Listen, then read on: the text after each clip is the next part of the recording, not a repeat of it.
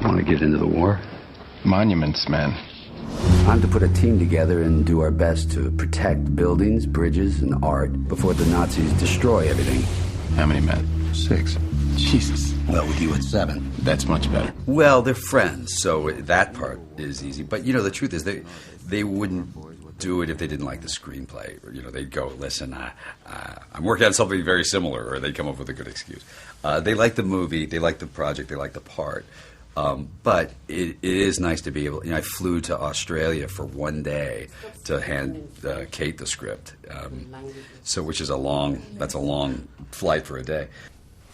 Well, if it weren't for us, you'd be speaking German.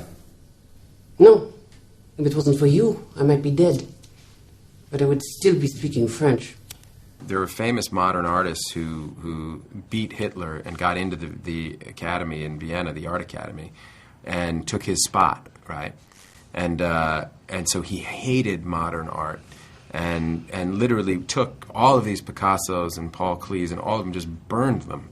An incalculable amount of priceless, work. But it's amazing when you see the works that Hitler himself did as an amateur painter, and knowing what we know about the Holocaust, it's kind of phenomenal that he had such a fine, it was bourgeois, but a fine bourgeois sensibility, and that he admired art so greatly, but yet he was able to disregard human life so profoundly. Well, I screened the movie for him in Italy, a rough cut of the movie.